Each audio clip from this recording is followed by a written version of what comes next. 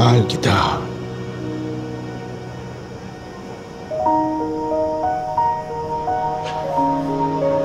Mahal kita.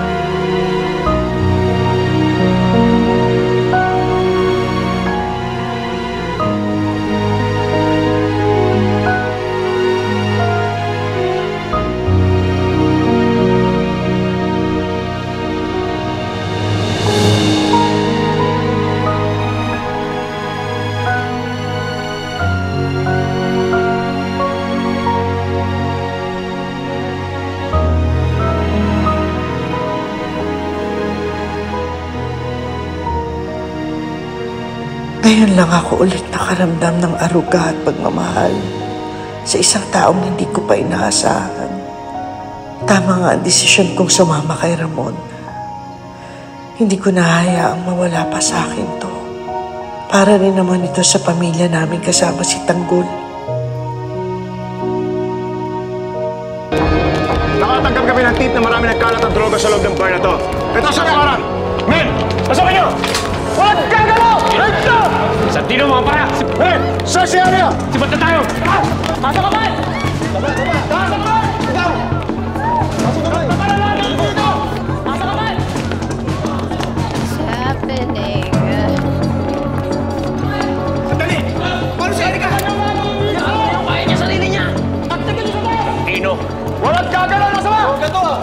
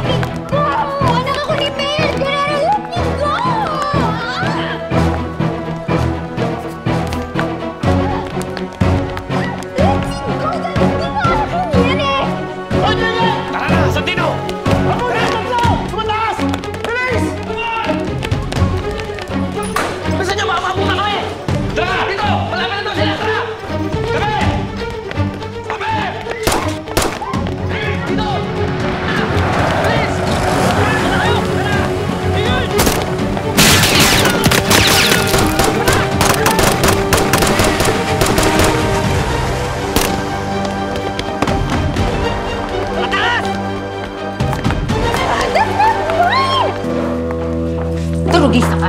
Ha? Durugista ka? Durugista ka? Kailan pa? Jack, stop it! Kailan ka natuto mag-drugs? No, Ma! I swear, hindi po akin yan. That's not Di mine. ako naniniwala sa'yo. Ayaw mo ng sitwasyon sa bahay na to. Ngayon ka pa nagkakaganyan?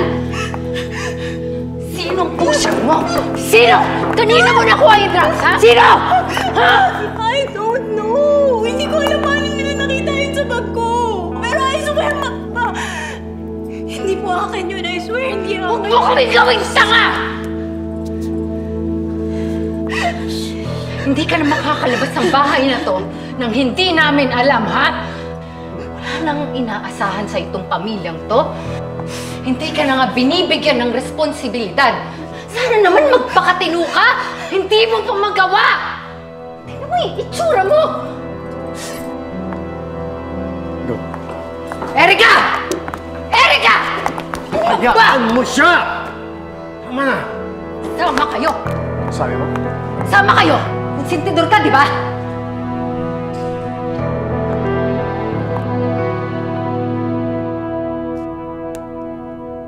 Napag-isip-isip ko kasi, kung gusto talaga nating ayusin yung bayan at tulungan yung mga tao, dapat siguro simulan ko muna sa atin.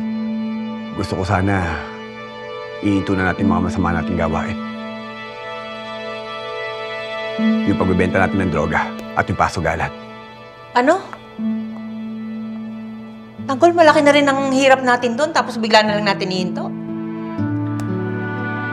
Kagaya nga ng sinabi ko sa inyo, kung gusto talaga natin pagbabago, kinakailangan muna natin ayusin ang mga sarili natin at ihinto ang mga masama nating gawain. Pasensya na kayo pero sana maunawaan niyo ako. Kung yan ang desisyon mo, sana magtagumpay ka sa bagong yugto ng buhay mo. Tanggol, paano nga pala yung nawating natin sa pier? Yung droga ng mga kuwan tsaka yung pera ng Montenegro? Teng, itatapon natin yung mga droga at yung pera ipangtutulong natin sa mga tao. Tama ka, kung nakakasira talaga ng buhay ng tao yan at gusto mong magbago, hindi itigil natin lahat ng mga illegal na ginagawa natin. Nana, na-dispatcha na namin. Ay, sayang naman yan. Lahat tayo muntik mamatay dahil lang dyan. Huwag ka manginayang, Teng. Kasi ang ibig sabihin niyan, magsisimula na tayo ng bagong buhay. Paano? Aalis na ako. Magpapail na ako ng candidacy. Sige, Tanggol. Huwag ka mag-alala. Pagdadasal ka naming lahat. Sige. Maraming salamat sa inyo. Sila ingat.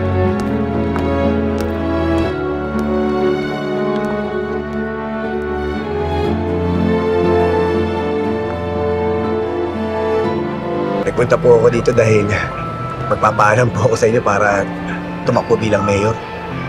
Tanggol, alam mo, yung nakaraan mo ay bahagi at kakabit ng iyong pagkatao. Alam mo, lahat ng mga karanasan mo nung nakaraan, gagamit mo yan para tulungan ang iyong kapwa. Tama ang nasa puso mo. Wala kang dapat ipangamba.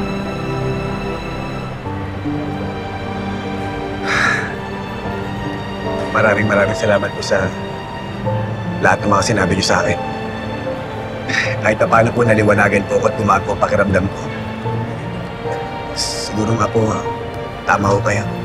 Alam ko po meron na po mga pag-aalinlangan sa pagtakbo ko. Pero gusto ko lang po sabihin sa inyo, Father. Tatakbo po ako dahil gusto ko po makatulong sa kapwa ko at maging maayos po ang buong Maynila.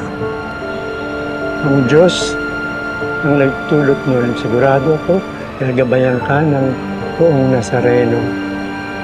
Alam mo naman, Tanggol, wala namang pinapanigan ng simbahan sa politika. Pero, tandaan mo lang, naging bukas ang simbahan para sa'yo, ha? Father, pahihilingin lang po sana ako sa inyo. Maaari po sana ipagdasal niyo ako. Na sana po magtagumpay ako. Kayo na po sana bahala sa akin. Magdadasal natin ang sa buong Nazareno, ha? Ingat ka.